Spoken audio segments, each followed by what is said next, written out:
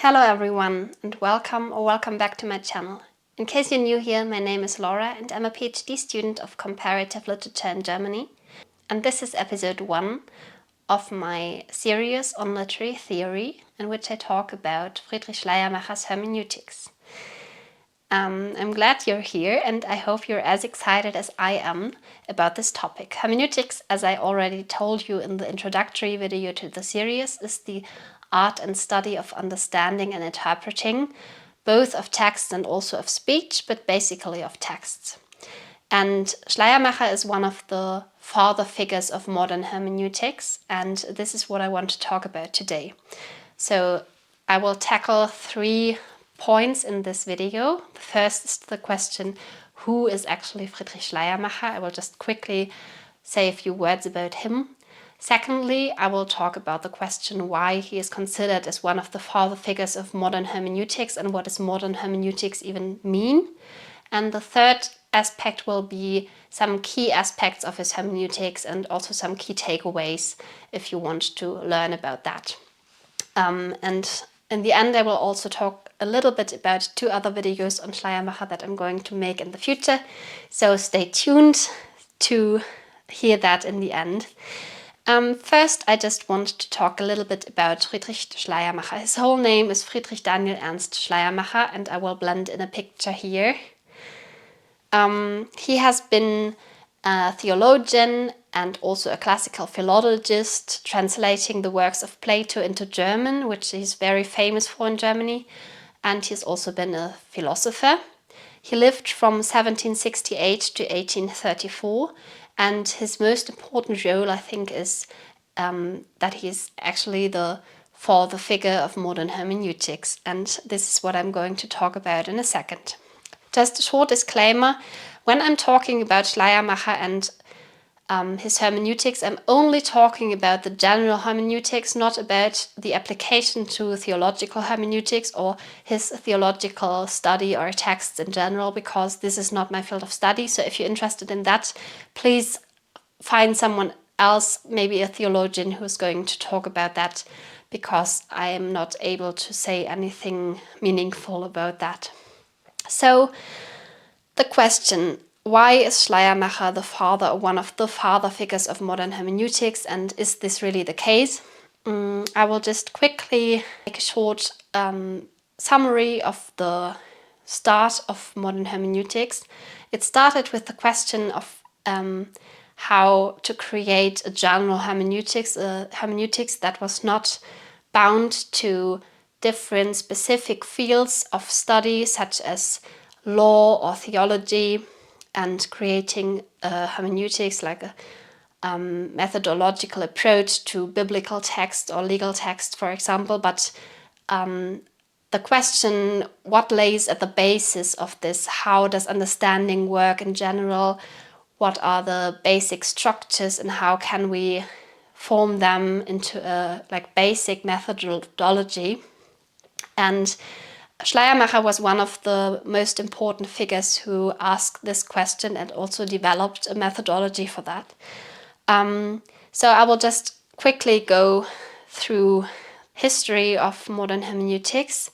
So as I already told you in another video, hermeneutics as the art and study of understanding exists in ancient times, and it is actually developed until nowadays. So it's still relevant and still developed further from day to day. Initially, it was used as a scientific method primarily in the disciplines of theology and law. The theological and legal hermeneutics have followed strict rules for centuries and usually aim to produce or underpin a particular interpretation of a text.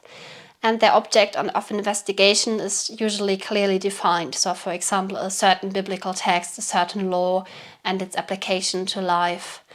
But it was not until the 18th century that scholars such as Johann Martin Gladenius and Georg Friedrich Meyer first attempted to develop a general hermeneutics that would serve to understand all types of texts.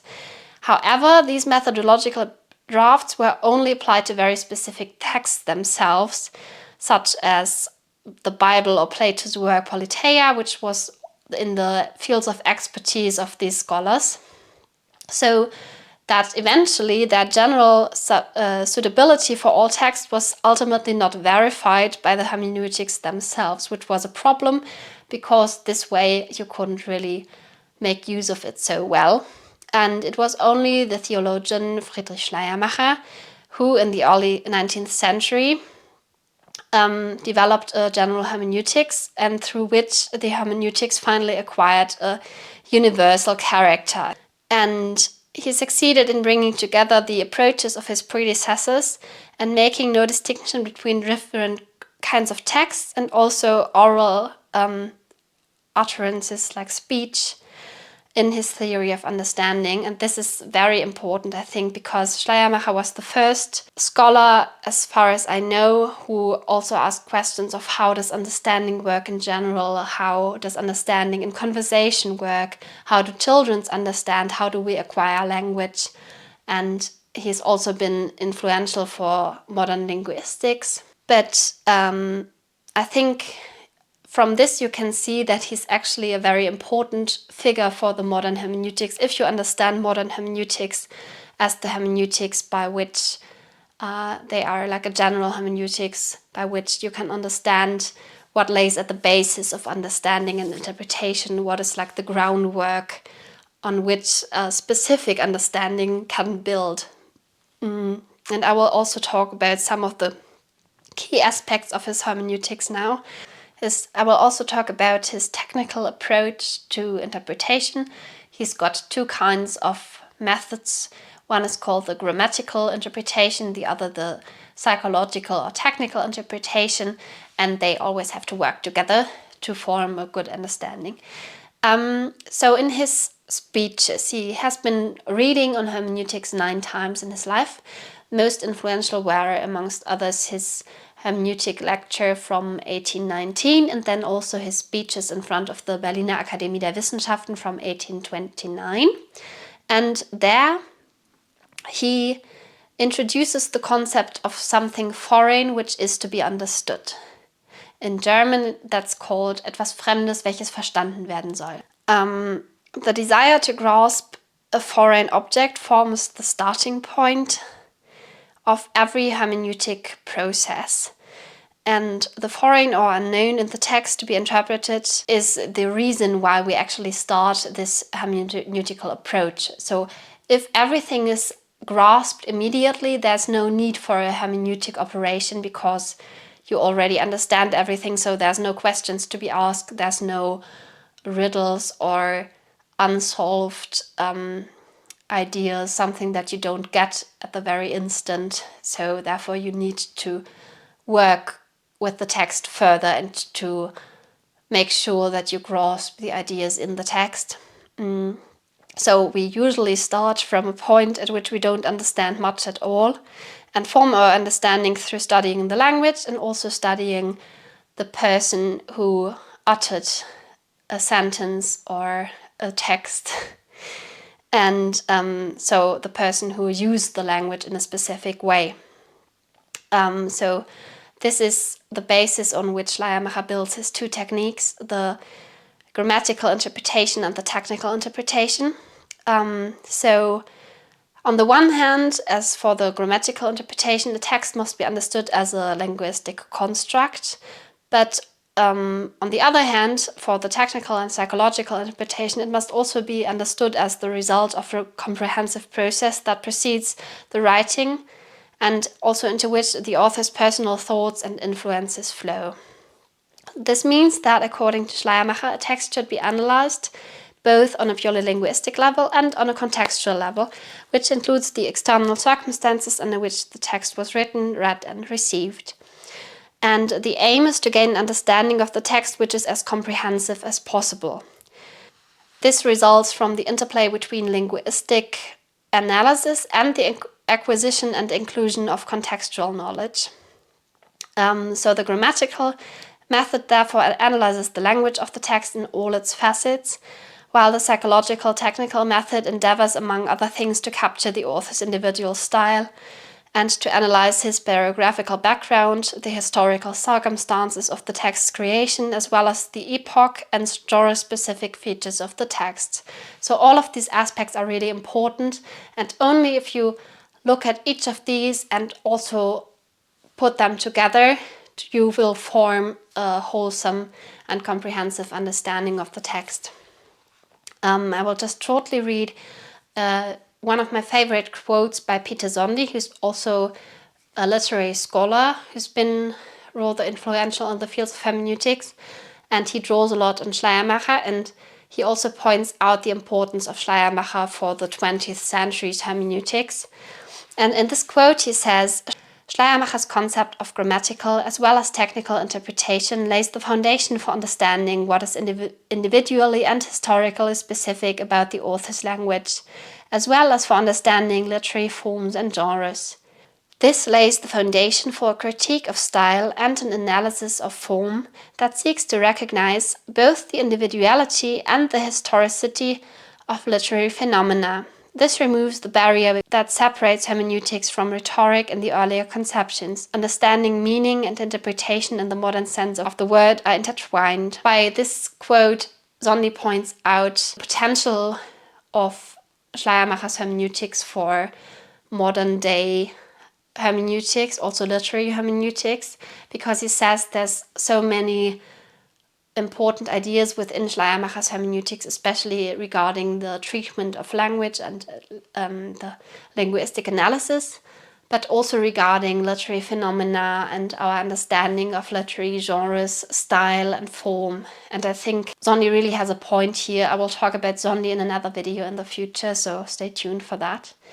But for now, I want to talk about some of the key takeaways that you can take from Schleiermacher, because by now I only talked about grammatical and psychological technical interpretation in general, so what is the idea behind that, but not so much on what does that actually mean for interpretation. So there's, on the basic level, there's some ideas that I want to talk about. One of the most important aspects is that you should always aim to understand the whole through the individual, and also the individual through the whole. So for example, you always only understand a word in context of the sentence in which it is uttered, but you also understand only the sentence through the words and the connection of the words. So for example, you also only understand a chapter of a novel when you know the whole novel, but you also only understand the novel when you read all the chapters and see how they are intertwined. So you should always aim for a wholesome understanding, and you should always grasp the entirety of the text and make sure that you really go back and forth in the text and read it and reread it, so that you can really gain a better understanding. This is also the idea of the hermeneutic circle, which I will talk about in another video. And there's also the idea of an empathetic engagement with the text. So you should really immerse yourself in the text, and also strive to empathize with the author and try to work out what the author might have thought, what might have moved the author, what might have been the intentions behind writing a text. This is also why one should study the biographical context and also the historical context, see where does the person come from, where does she live, where does she work, what are their social and professional backgrounds, what might have moved them in their everyday life. All of these things could give clues on understanding the text in question. You should always strive to grasp the intent, as I already said. So always recognizing that each text that just does not happen coincidentally, but is the result of a person sitting down, intentionally deciding to write something in a specific way, coming from many different backgrounds, but always in a certain context. So you should always try to aim for an understanding of the context, and by context you should consider such things as the historical events going on at the time when the text was written, the cultural norms, and also the linguistic conventions, to understand how a word was used in the time when the text was written, so you don't just try to put your understanding of the word and use this for interpretation, but rather ask yourself, for example, when reading Shakespeare and there's a use of a word and you think, oh, that's weird, why does the person use this or that word? And then you only realize when studying this further that the use of the word is completely different from the notion that you have of that. So this is also very important to gain a deeper meaning. Then you should always critically reflect your own interpretation process. So you should always ask yourself, what kinds of assumptions do I have? What are kinds of presuppositions? What are my premises? What do I expect from the text? And how do I go about in my analysis? And you should reflect during the analysis of the text further. How does your understanding develop? Probably best also document that so that you will understand in like what's going on in your head and what's also going on in the text. How does the text move you and how does it change your thinking and challenge your own ideas and expectations? So then one important idea is also to get into dialogue with the tradition in which the text was published but also studied. So how was the text received by the public when it was published? How did people approach this text? How did they find it? How did they review it?